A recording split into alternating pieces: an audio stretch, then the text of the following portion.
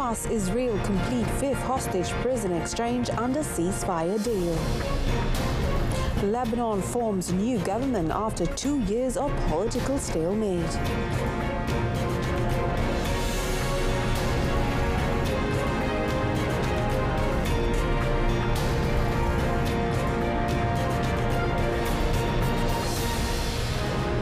Good afternoon and Salam Malaysia Madani. Thanks for joining us. I'm Olivia Nicholas and you're watching World Today. Hamas and Israel have carried out a prisoner swap, the latest exchange under the deal to secure a ceasefire in the war in Gaza. Hamas released 3 Israeli captives, while Israel's prison service released 183 Palestinians, saying in a statement that they were transferred from several prisons before being taken to the occupied West Bank, occupied East Jerusalem and Gaza. The exchange is the fifth under the truce agreement, which took effect on the 19th of January, but already appears increasingly fragile amid United States President Donald Trump's proposal to forcibly displace Palestinians from the besieged enclave. Hamas handed the Israelis over to the International Committee of the Red Cross at a carefully managed event. Shortly after the release of the Israelis, television footage showed a bus leaving the Offa prison in the occupied West Bank. Dozens of released Palestinians disembarked shortly afterwards in the town of Ramallah to scenes of jubilation from the waiting crowd. The Palestinian Prisoners Society said 7 Palestinians among those released were admitted to hospitals upon arriving in Ramallah. Meanwhile, Iran's Supreme Leader Ali Khamenei has met with visiting top Hamas leaders in Tehran, during which the two sides discussed the developments in Gaza. The Iranian leader received Mohammad Darwish, chairman of Hamas Shura Council, Khalil al-Hayya, acting Hamas leader, and Zahir Zabarin, Hamas leader in the West Bank, among other officials. Khamenei described the ceasefire agreement reached between Hamas and Israel in Gaza last month as a great achievement. He also called on the Muslim world and all supporters of Hamas to help reduce the pain and sufferings of Gazans. Khamenei also dismissed U.S. threats against Iran, saying they have no impact on the mindset of the Iranian people. During the meeting, the Hamas officials briefed Khamenei on the latest situation in Gaza and the West Bank and the victories and successes that were achieved, and praised Iran and its people for their constant support. The visit to Tehran is the third leg of a regional tour by the Hamas delegation, with the previous 2 to Egypt and Turkey.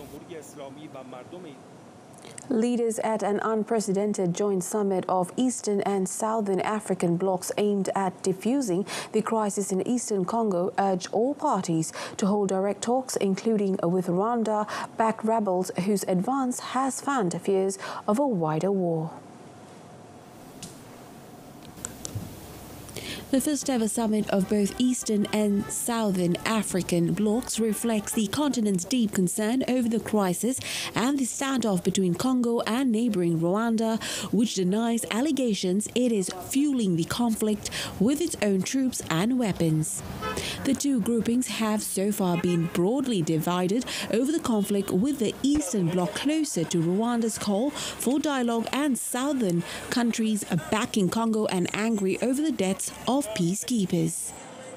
The ESC and SADC chiefs of defense forces to meet within 5 days and provide technical direction on immediate and unconditional ceasefire and cessation of hostilities. B, provision of humanitarian assistance, including repatriation of the deceased and evacuation of the injured. C, develop a securitization plan for Goma and surrounding areas. The leaders also agreed to merge the 2 existing peace processes initiated to facilitate peace in Eastern Congo, to consider bringing in additional facilitators from other parts of the continent, and to engage the rebel group M23. Lebanon's President Joseph Aoun has announced the formation of a new government after more than 2 years of an interim cabinet amid political wrangling and a major economic collapse. The presidency said it accepted the resignation of the caretaker government and appointed Prime Minister Nawaf Salam's new cabinet of 24 ministers, the country's first full-fledged government since 2022. ستسعى هذه الحكومة إلى إعادة الثقة بين المواطنين والدولة وبين لبنان ومحيطه العربي وبين لبنان والمجتمع الدولي، والأهم ستسعى إلى وصل من قطع بين الدولة وطموحات الشابات والشباب لتبعث الأمل في نفوسهم فيشعرون أن أحلامهم يمكن أن تولد هنا وتتحقق هنا في وطنهم. The cabinet is now charged with drafting a policy statement, a broad outline of the upcoming government's approach and priorities, and will then need a vote of confidence from Lebanon's parliament to be fully empowered. Salam, a diplomat and former president of the International Court of Justice, also promised to reform Lebanon's judiciary, implement economic reforms and bring about stability.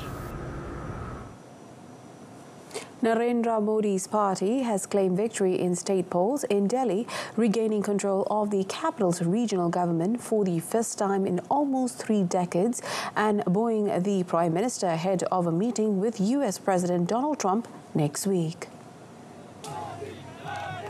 Delhi, a territory that includes India's seat of government in New Delhi, has long eluded Modi.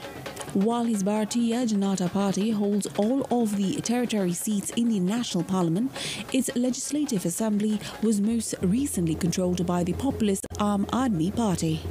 The country's main opposition party, the Indian National Congress, dominated by the Nehru Gandhi dynasty, have ruled the city-state for 15 years before ceding it to the Aam Aadmi Party, but this time it did not win a single seat. The victory cements Modi's resurgent political momentum following wins in 2 state elections late last year after his party lost its parliamentary majority in national polls in June. The poll came days after Modi's government introduced tax breaks for middle-income Indians. India's growth is still the fastest among major world economies, but it has been hampered by lackluster urban consumption, sluggish job growth, and stubborn food price inflation.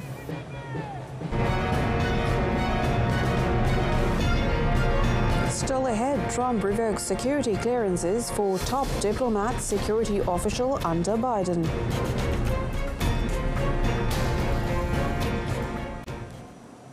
The 3 Baltic states have cut ties with Russia's power grid to join the European Union's network, the culmination of a years-long process that gained urgency with Moscow's invasion of Ukraine.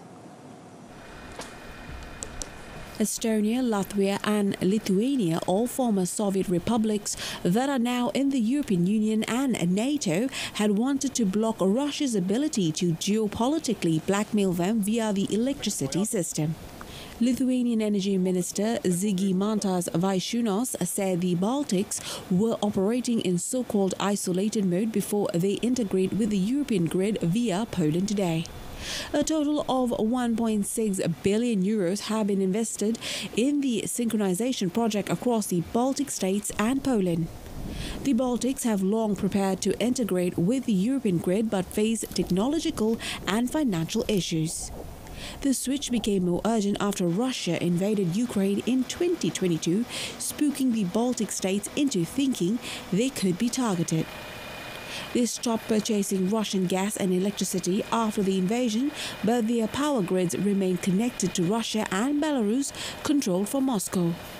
This left them dependent on Moscow for a stable electricity flow, which is crucial for factories and facilities requiring a reliable power supply. US President Donald Trump has revoked security clearances for Anthony Blinken, the former Secretary of State, and Jake Sullivan, the former National Security Advisor.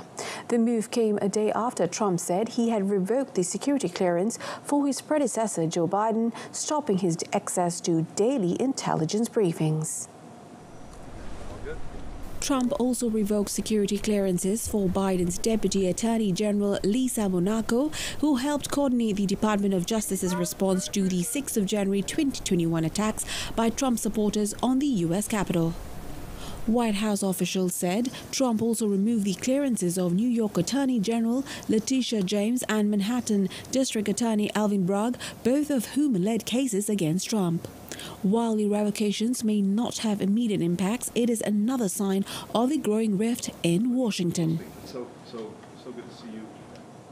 Elon Musk, the world's richest person and a top advisor to U.S. President Donald Trump, said he has no interest in acquiring social media platform TikTok's operations in the United States.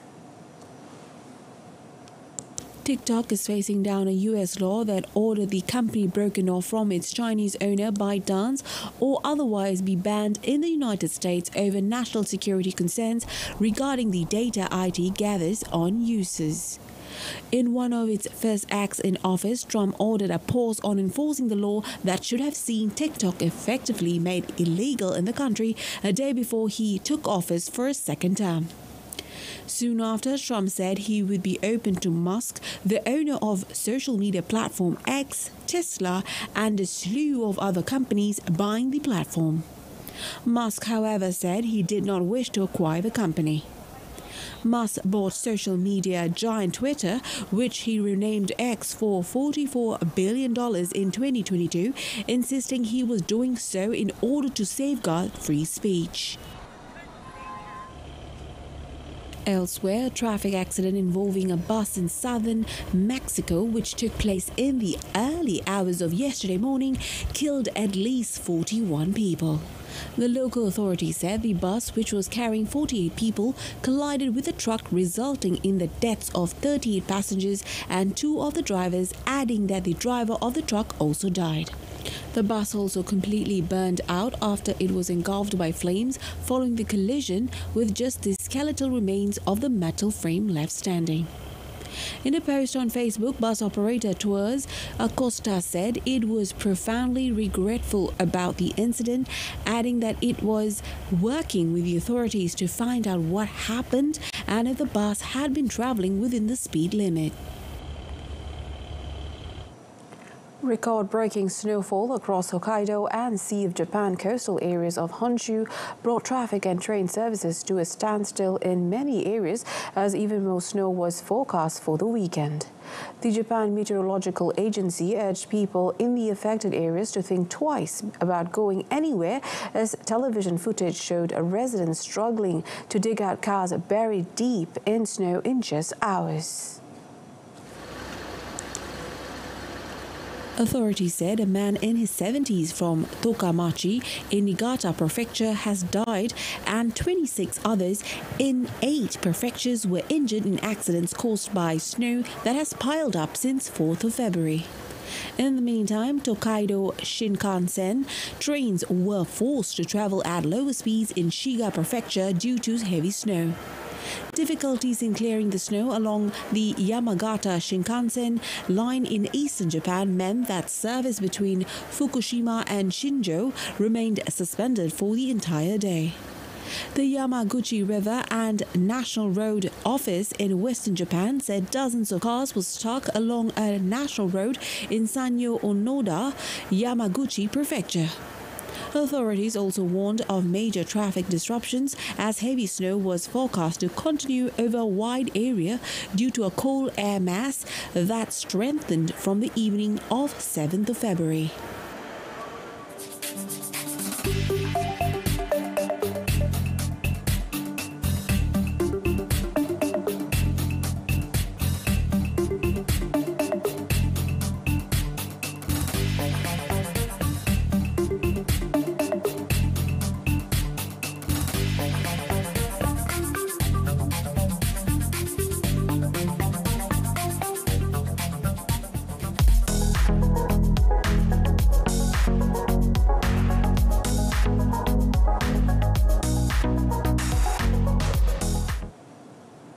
Indonesia welcomed 13.9 million foreign tourists last year, marking a significant increase from the 11.68 million visitors recorded in 2023. This achievement is attributed to the effective policies implemented during President Prabowo Subianto's first 100 days in office.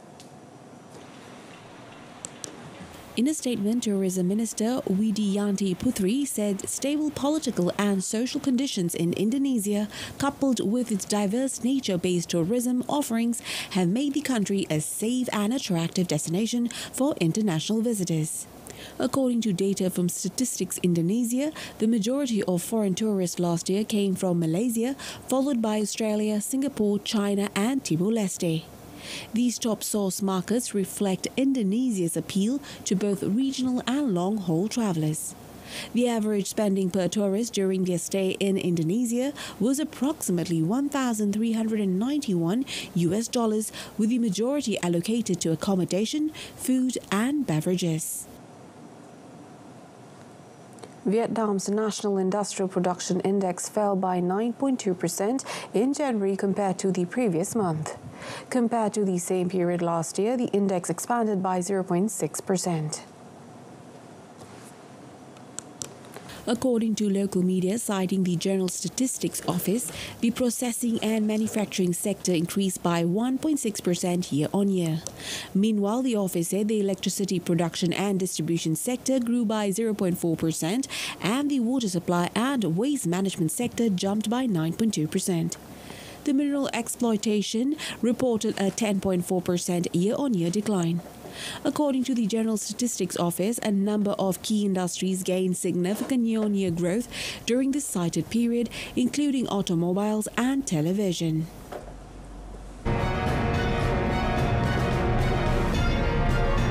Next up in sports, Malaysian Muay Thai fighter knocks out opponent in under 70 seconds. Malaysian Muay Thai fighter Ahmad Nur Iman Alif Rakib needed only 70 seconds to defeat his Russian opponent Shamil Adukov in the One Fight Night event held in Bangkok, Thailand yesterday. The 21-year-old Ahmad Nur Iman dominated the Russian early in the first round of the catchweight category, securing a knockout KO victory and extending his record to 7-2 in 9 bouts since joining One Championship. In the bout held at Lumpini Stadium, Ahmad Nur Iman secured his win by fending off Adukov's attacks before swiftly landing 2 powerful punches to his opponent's head. Those 2 punches were enough to prevent Adukov from continuing the fight, sealing a decisive victory for the Malaysian. In football, Real Madrid salvaged a 1-1 draw against city rivals Atletico Madrid in La Liga, with Kylian Mbappe scoring a second-half goal to cancel out Julian Alvarez's first-half opener for the visiting side. In a tale of 2 halves at the Santiago Bernabeu Stadium, Atletico dominated the first 45 minutes and took the lead when Alvarez struck a 35-minute penalty after Orlean Tchouaméni had fouled Samuelino inside the box. Real Madrid roared back after the break, with Mbappe striking home a rebound in the 50th minute to level the game. But they were frustrated in the attempt to grab a win by an imperious Jan Oblak, who made a string of stunning saves. Real went all out for the 3 points but ran into Oblak, who denied close-range efforts by Vinicius Jr., Rodrigo Mbappe and Jude Bellingham, who also had a strike off the crossbar to secure Atletico's point. The draw kept Real Madrid top of La Liga on 50 points, 1 ahead of Atletico in second, who missed a chance to leapfrog them. Barcelona, third on 45 points, visit Sevilla tomorrow morning with a chance to close the gap in the title race.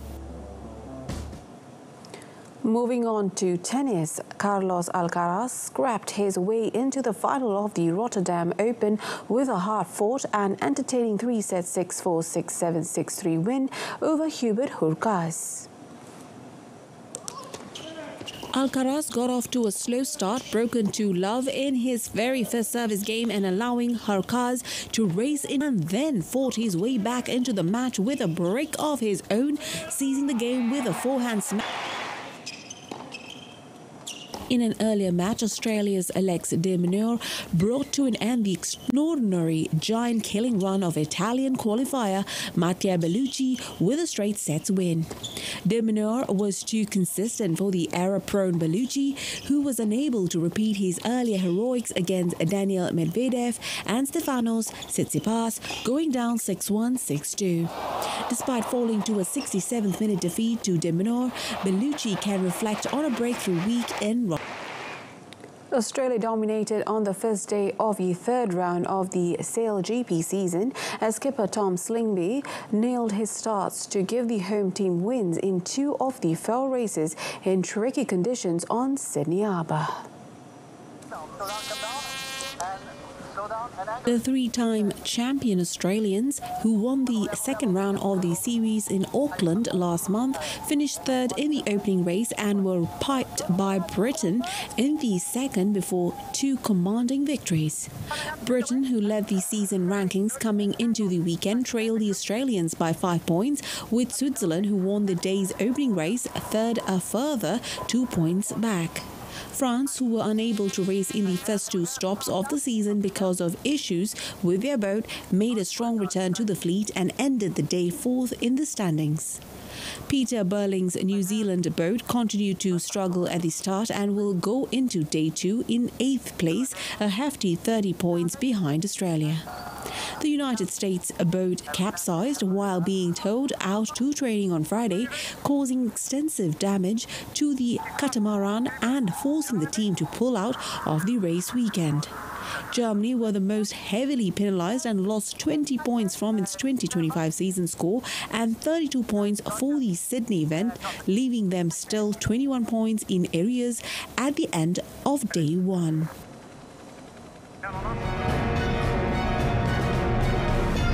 Coming up in our offbeat segment, double-decker bus combines fine dining with sightseeing. In the shadow of Dubai's famous skyscrapers, a double-decker bus combines fine dining with sightseeing. With customers spanning from residents who seek the opportunity to see the city from a different perspective to tourists looking for the next luxury experience, the Bustronomy double-decker bus drives through Dubai, offering an experience that feeds the eye as much as the palate. The initiative, already seen in other popular destinations like New York and London, is a first in the Emirates, brought by Lebanese businesswoman Vivienne Zogby, who saw an opportunity in a city attracting an increasing number of tourists every year.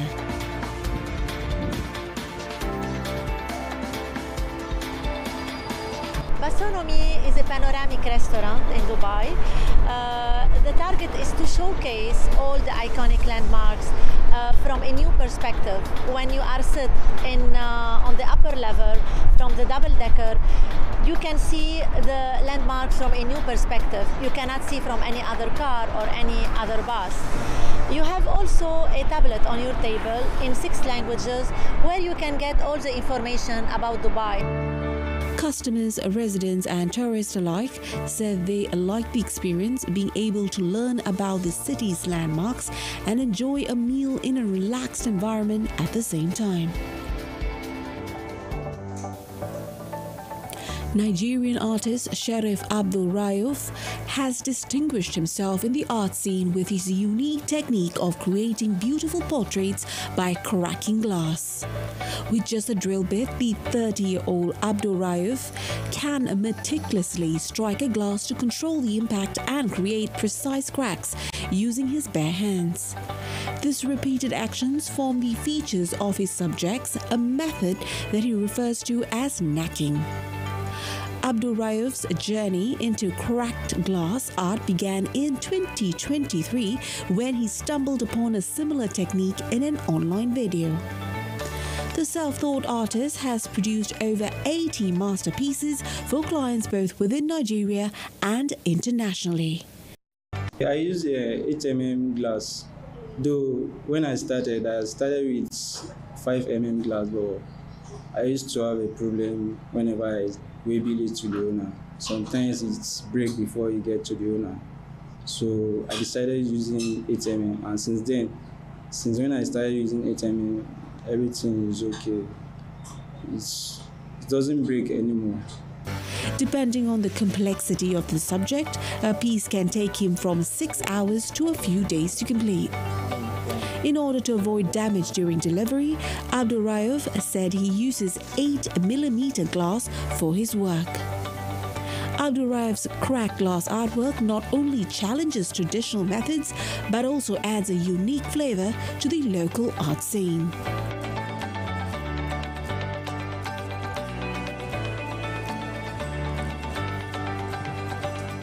Pada tahun 2025, Malaysia membuka pintunya kepada ASEAN. Sebuah perayaan perpaduan dan budaya. Inilah ASEAN 2025, hanya di RTM. And that wraps up World Today. In our top story, Hamas-Israel carries out 5th hostage prison exchange under ceasefire deal. Tune in to Malaysia Tonight, coming up at 8:30 p.m. on TV1 and saluran Berita RTM. Till then, I'm Olivia Nicholas. From the river to the sea, Palestine will be free. Thank you for watching and have a fantastic day.